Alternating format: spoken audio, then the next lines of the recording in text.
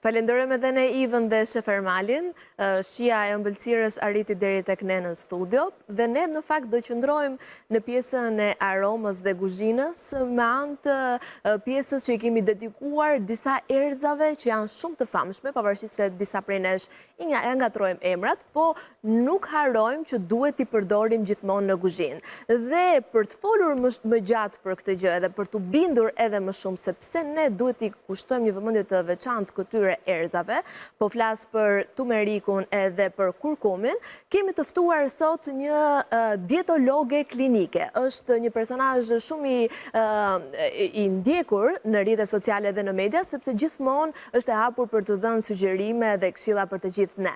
Ftoj këtu në studio Anila Kalleshin.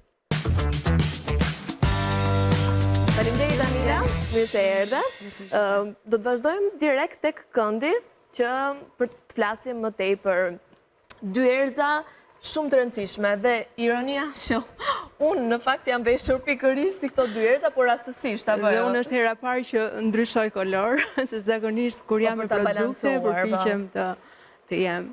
Mirë se erdhe një herë. Mirë se u gjeta. Të ndodh shpesh që të flasësh njerëzve për këto dy erëza? Absolutisht po, është profesioni im tashmë. Dhe natyrisht kur elemente që ne zgjedhim, ushqime që ne zgjedhim janë ushqime vërtet shumë të shëndetshme, unë jam shumë e lumtur edhe jam shumë e gatshme të jap këshillat e duhura për të parandaluar sidomos sëmundjet kronike, por edhe problematika tjera, edhe pse jo për që në formë perfekte. E njohin shqiptarët qoftë tumerikun, qoftë kurkumin? Patjetër që e njohin, tashmë kuzhina tradicionale ka ndryshuar, le themi, dhe po përpiqet që të fusi sa më shumë aroma dhe erëza për ta pasuruar me vlera ushqyese, por natyrisht edhe për të dhënë shije të ndryshme. E vërtet. Pavarësisht se shumë prej nesh ndoshta i përdorin, po edhe i ngatrojmë. Unë po të më nxjerrësh të dyja pare të grira, le të themi, në gjendje të ngjashme, në formën e plurit, unë e kam shumë vështirë të dalloj. Në fakt po ta vësh re gingerin, turmerikun, edhe kurkumon, janë pothuajse aty, janë të njëjtës familje, dhe themi që ka 170 turmerik të ndryshëm që përafrohen ose që janë të ngjashëm në familjen e gingerit. Por shumë kush e ngatron çne kurkuma dhe çne turmerikun. E di si është Antonet, ti një vajzë shumë e bukur. Njëherë si një vajzë shumë e bukur, sociale, ke hobi, ke gjëra, por një është si një gazetare. Dhe kjo është që ty të diferencon. Edhe tek kurkuma është, le të themi, përbërësi kryesor aktiv i kësaj. I turmerikut. Do me thënë, nëse turmeriku ka disa vlera, ka rreth 300 komponent përbërës aktiv, pjesa më e madhe qëndron te kurkuma. Dhe kurkuma është një ndër antioksidantët më të fuqishëm, përmban beta-karoteni, dhe gjithmonë kur shikosh ushqime që kanë këtë ngjyrë, të verë, të portokalli, janë shumë të mira për syt, për shikimin janë absolute. Natyrisht në verë kur duam të jemi të nxirra, është një tjetër element shumë i rëndësishëm, por është edhe shumë i mirë për sistemin tonë imunitar. Pra nuk është vetëm karota gjatë verës që sugjerohet. Çdo gjë portokalli. Çdo gjë portokalli është e mirë që të merrni ngjyrë sa më shumë. Karote që të merrni sa më shumë. Tani, e përdorin në disa gatime. Po si receta në formën e çajit ose të një, le të themi, të lëngu detox që mund të bëhet, e bëjnë. Përdoret në sallatra të ndryshme, përdoret në supra të ndryshme, përdoret shumë shpesh në smoothie, në lëngje të ndryshme, mund të përzijem një lugë. Por, atëherë, nëse ne kemi të grirë të gjithën këta, ne duhet të marrim 0.5 deri në 3 mg në ditë nga kjo. Ndërsa ne kemi kurkumën, siç është kjo këtu, pra e kemi principin aktiv, e kemi të veçuar, le themi, nga gjithë përbërësit e tjerë, nuk duhet të marrim më shumë se 0.5 deri në 1.5 mg. Oke. Se unë, për shembull, mendoja që sa më shumë aq më mirë. Jo. Domethënë duhet të kemi kujdes me masën. Oke. Studimet e shumta kanë treguar që janë marrë në studim disa persona të cilët kishin, le themi, predispozicionin për të bërë diabetik. Dhe të gjithë ata që kanë përdorur kurkumën, kanë qenë nuk e kanë zhvilluar diabetin. Kanë pasur një përmirësim të jashtëzakonshëm të indeksit glicemik në trup dhe gjithashtu kanë pasur një rregullim të sheqerit në gjak. Ndërsa personat të cilët nuk arritën të bënin, por bënin smoothie me produkte të tjera, me gjëra të tjera, arritën ta zhvillonin diabetin. Këto sugjerohen që e japin efektin e tyre maksimal kur janë të gatuara, apo sa më të freskëta, si thash pak më parë, në qoftë se përfshim në smoothie, që nuk ka kaluar në temperaturë. Jo, edhe në supra, në risotto, edhe pse gatuan në procese termike, nuk është se arrin ti shkatrojnë, le themi, gjitha vlerat ushqyese. Ajo përmban shumë antioksidant, përmban zink, përmban proteina shumë të mira, fitokimikate, për flavonoide përmban pothuajse të gjitha vitaminat B kompleks, B6, B9, B12, ka vitaminë C shumë, le themi që nuk arrin të shkatrohen nëse ne i gatuajmë. Po natyrisht, në gjendje reale, po t'i konsumosh ashtu, kuptohet që vlerat janë akoma më të mira. Dëgjojmë jo rrallëherë, kur flitet për vlerat e një produkti të caktuar, ndonjëherë thonë që vlerat shtohen edhe ndihet më shumë efekti kur janë të kombinuara me diçka tjetër. Në rastin e këtyre të dyjave. Dhe përthithja e kurkumës është e jashtëzakonshme kur konsumohet ose miksohet me pak piper të zi. Me piper të zi. Në çdo smoothie, le themi, në risotto që hedhim, në çdo supra që përdorim, është për të përthithur 100%, le themi, sësia e konsumuar e kurkumës dhe për të pasur një aktivitet më të mirë në organizëm, sepse kjo është e tretshme në organizëm në momentin kur ne e konsumojmë me piper. Në rregull. Tani vjen edhe një pyetje tjetër. Këto dy erza, të paktën për mua, apo për disa njerëz të tjerë, nuk hyn tek aromat shumë të këndshme, që ndonjëherë sikur s'na vjen ti konsumojmë shumë. A ka ndonjë mënyrë që ti miksojmë që mos ta kenë aromën shumë të fortë? Në fakt, për personat të cilët vuajnë nga trakti gastrointestinal, kryesisht me refluksin, kjo është e këshilluar që të konsumohet për te asaj aromës së keqe. Pra me edhe pa dëshirë, duhet ta konsumojmë. Nëse duam, mund të shtojmë një frut i cili mund ta zbejë, le themi, atë aromën ose shijen e saj të ithët, le themi, por nuk ka asnjë metodë tjetër që t'ia ndryshojë shijen. Në risotto për shembull nuk e ndjen fare. Në rregull, po e vërtet, sidomos kur edh në masën e dur, se siç thash pak më parë, shumë nga ne janë keq kuptuar dhe edhe e kemi tepruar me sas. Atëherë, nëse e kemi pluhur të turmerikut, nëse kemi pluhur të turmerikut, mund të hedhim deri në 3 mg. Nëse kemi pluhur të kurkumës, sa i bie pak a shumë me një lugë çaji. Një lugë çaji për një person? Po. Për një person, okay. Se mendova që për një, le themi, për një recetë për 4 persona. 4 lugë çaj. 4 lugë çaj, është okay, në rregull. Pas kemi qenë mirë me masën. Tani, në këtë formë, unë e shoh më ngjam me gingerin, bëhet çaj. Po është familje e gingerit, edhe e kombinuar së bashku bashkë me gingerin, turmeriku bashkë me gingerin, ka veti antioksidante shumë të mira dhe shumë të fuqishme. Për shembull kurimi me grip ose kurimi me grip, personat të cilët vuajnë nga artritet, inflamacionet e trupit, dhimbjet e kockave, të nyjeve, të kyçeve, është shumë e mirë për të konsumuar si produkt, sepse ndihmon mjaft mirë në zbejën dhe uljen e simptomave që shfaq inflamacioni i kockave dhe nyjeve. Perfekt. Tani pyetja e radhës është, e morëm kujt nuk i lejohet?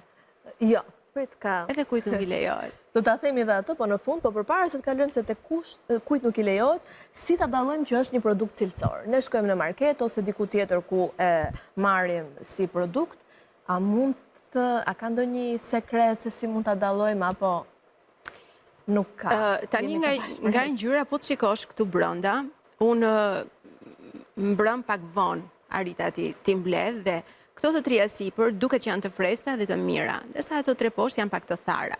Do me thënë që tek ajo tharja që është bërë, le themi... Kam një pyetje që më lind, që kam dëgjuar dikus informacion, kur dalin nyjet, që dalin disa si tek patatet. Po edhe tek këto, si kur dalin ose duken më shumë, apo jam gabim? Patatet janë zakonisht që lëshojnë stythe pas këputjes. Edhe tek këto, si kur ndonjëherë... Nuk e di, më duket sikur nuk janë fiks kështu kaq perfekte. A duhet kemi kujdes nga ajo, domethënë? Duhet i shohim që të jenë gjithmonë perfekta apo nuk ka asnjëherë problem? Okej, në rregull.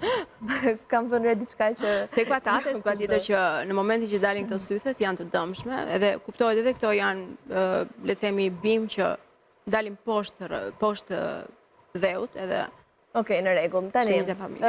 pyetja që ti nise pak më parë ishte për pjesën e kujt nuk i bën mirë. Nëse ne marrim hollues gjakut, kjo ndikon mjaft mirë, e thash për kolesterolin e lartë, ndihmon mjaft mirë për uljen e kolesterolit të keq në organizëm dhe për rritjen e kolesterolit të lartë të mirë, ndikon mjaft mirë në personat prediabetik, ndikon mjaft mirë në personat të cilët vuajnë nga artritet, nga inflamacionet e kockave, nyjeve, të kyçeve, gratë në periudhën e menopauzës do të ishte shumë mirë për të konsumuar, fëmijët në zhvillim natyrisht do të ishte një produkt shumë i mirë duke marrë antioksidantë, duke rritur mjaft sistemin imunitar, por në rastin kur ne marrim ilaçe, kemi interferim të tyre. Për shembull, holluesit e gjakut kur merren, është e mira që mos të konsumohet të paktën me tepritës ose mos jemi të fiksuar. Sepse kemi interferim, po, pikërisht. Kemi interferim të medikamentit me produktin. Edhe për persona diabetik, kur janë të kuruar me ilaçe, edhe ato duhet jenë shumë të kujdesshëm sepse ulet shumë niveli i sheqerit në gjak. Edhe këto duhet jemi të kujdesshëm. Pra mund të themi që në këto raste duhet të ketë konsult me mjekun. Absolutisht po, për të parë kurën që po merr personi dhe për të parë pastaj ushqimin që po përgatit, çajrat ndoshta ose përdorimin e egzageruar le themi sepse gjithmonë njerëzit janë flasin për këshilla dhe po që ka i mirë. Dhe çfarëdo që të jetë ajo gjë, shkojnë me vrap që ta marrin dhe ta ndërthurin në dietën e tyre. Por kjo është e gabuar nëse nuk bëhet me rekomandim dhe pa parë ndoshta eksaktësisht organizmin si është, çfarë problematikash ka, a ka ndonjë le themi marrje medikamentesh të cilat mund të interferojnë me produktin që marrin. Një tjetër kategori janë gratë shtatzëna. Edhe gratë shtatzëna duhet jenë shumë të kujdesshme që mos ta marrin me tepritës. Vërtet në këtë periudhë gratë përpiqen që të kenë le themi një sistem imunitar shumë të mirë, të fuqishëm, të kenë një ushqyerje shumë të shëndetshme, por abuzimi me sasinë e kësaj do të ishte e dëmshme. Kështu që do thoya, nëse duan ta konsumojnë sepse e dinë që është shumë e mirë, mund të konsumojnë le themi një dozë minimale dhe jo të shumë të shpesht, jo të përditshme. Dozë minimale e kuptuam, po në javë, le të themi, mund ta konsumojmë gjatë gjithë javës? Po, absolutisht jo. Sidomos në këtë periudhë e griprash, virozesh, Covidi diku afër, do ndihmonte mjaft mirë për të rritur sistemin imunitar dhe natyrisht për të pasur një organizëm të shëndetshëm, le të themi. Se më ka qelluar jo pak herë të dëgjoj për njerëz që thonë për shembull kur konsumojnë një produkt shpesh, ndonjëherë kanë frikë se mos fitojnë alergji ndaj atij produkti. Funksionon kjo dhe me erëzat, ndjes dhe me produkte të ngjashme që përdoren për çajra? Natyrisht, kur trupi merr me tepritës ndoshta një produkt për një periudhë të caktuar kohe, ndoshta antitrupat, sepse alergjia është aktivizim i imunoglobulinave IgE, që do thotë, antikorpet tona aktivizohen menjëherë sapo ne i japim diçka, ndoshta të re, ndoshta diçka që vetë trupi e kujton si një diçka të huaj, jo të pranueshme. Dhe në rastin e alergjive, nëse ne konsumojmë pak pluhur, dhe shikojmë që kemi një skuqje të menjëhershme, kemi një kruajtje në një vend, një fryrje, një ajntje buzëve, ndoshta të syve. Pra kemi një shenjë të menjëhershme, ne duhet ta ndalojmë, ta stopojmë menjëherë këtë produkt sepse ky produkt është alergjik për personin. Kështu që për pjesën që nëse konsumon çdo ditë mund fitosh alergji nuk do të thotë. Jo, varet nga personi se sa i ndjeshëm është dhe sistemi imunitar i këtij personi sa agresiv mund të jetë, le themi, sepse ndodh që vetë sistemi imunitar e ngatron ose bëhet çorap, le të themi. E shikon si një trup të huaj dhe fillon ta luftoj. Por në rastin kur ne kemi alergji ushqimore ndaj këtij produkti, ne e kuptojmë menjëherë, sepse shenjat janë të menjëhershme. Është aktivizimi i sistemit imunitar. Por mund të ndodhë edhe që mund të jetë intolerancë ushqimore. Intolerancë ushqimore ndryshon nga alergjia ushqimore, sepse në rastin e alergjisë ushqimore ne kemi aktivizimin e sistemit imunitar, në rastin e intolerancës ushqimore ne kemi reagimin e sistemit tretës. Ndoshta janë zorët tona, stomaku ynë që nuk e pranon këtë produkt, dhe kjo shfaqet diku pas 48 orëve. Pra, nuk duhet të ngatrojmë shenjat. Nëse shenjat janë të dukshme sapo ne e kemi konsumuar, ne kemi një alergji ushqimore. Nëse shenjat janë diku 24 deri në 48 orë më mbrapa, kemi fryrje, kemi shqetësim, parehati, mund themi kërcitje të zorëve, meteorizma, gazra. Kjo tregon që sistemi ynë tretës nuk po na e pranon këtë ushqim, dhe është intolerancë ushqimore. shumë e vlefshme kjo në fakt, sepse i ngatrojmë her pas here pjesën e intolerancës dhe alergjisë. Edhe tek fëmijët sugjerohet përdorimi në sasi Kuptohet përpara moshës 2 deri në 3 vjeçare, unë nuk do ta këshilloja sepse janë shumë të vegjël dhe sistemi i tyre tretës është shumë i ndjeshëm. Do preferoja që kjo të fillonte diku pas moshës 3 vjeçare, të fillonte në sasira shumë të vogla, për ta parë nëse fëmia e toleron, sistemi i tyre tretës e toleron apo jo, qoftë në risotto, në gjëra të pranueshme po themi, ndoshta në një smoothie me një banane e cila ka pak sheqer edhe e kamuflon ndoshta shijen. Këto smoothie me fruta është pak problem sepse pastaj ndihet shumë aroma. Okej. Ndërsa kam testuar po. Për ata që duan të humbasin peshë, në qumështi le themi bajames ose jarës kokosit ose qumshtet bimor le themi, por edhe qumshti shtazor nuk është i mirë. Edhe qumshti i dhis do të ishte shumë i mirë, po zakonisht në një periudhë të caktuar ose tashmë le themi ka filluar të ndryshoj pak qasja rreth bulmetit, ndoshta me trajtimin që i bëhet kafshëve me hormone apo gjatë rritjes apo me antibiotik të ndryshëm, dhe këshillohet që të shmanget sa më shumë, pasi njerëzit po fillojnë të kenë mjaft intoleranca ushqimore, qoftë ndaj laktozës ose kazeinës, që është sheqeri, kazeinës që është proteinat e qumshtit. Dhe ndoshta për të shmangur këtë, le thoja që në qumshtin e bajames, në një qumsht bimor që ne e bëjmë vetë në shtëpinë tonë, pa atë sheqerin e famshëm ose konservantët që gjenden nëpër dyqane, të hedhni një lugë nga turmeriku ose kurkuma do të ishte shumë e mirë, po. Ju garantoj që brenda një kohë shumë të shkurtër do kemi më pak dhjam në bark, pra një bark të shesht. Që nesër të gjitha gocat dhe zonjat nga shtëpia duke u zgjuar në mëngjes me gotën e qumshit bajameve dhe një lugë turmerik ose kurkum. Dhe për trajtimet e fytyrës, për akne, psoriazën, për dermatitet e ndryshme është shumë i mirë. Pa llogaritur që tashmë në trajtimet kozmetike një pjesë e madhe zë dhe kurkuma brenda. Falenderoj shumë, Anila. Në maskat e fytyrës është e jashtëzakonshme. Çdo bisedë me ty, sidomos kur je e ftuar edhe e zgjerojmë bisedën edhe për teleshikuesit dhe miqtan të dashur. Ishte kaq pjesa e rubrikës që i kishim dedikuar turmerikut dhe kurkumit. Bashkë do të qijmë përsëri për të folur për ushqimin, për dietat, për vlerat ushqimore të tjera, po për momentin do të kalojmë në një hapësirë tjetër dhe do t'ju lënë në shoqërinë e Ivës.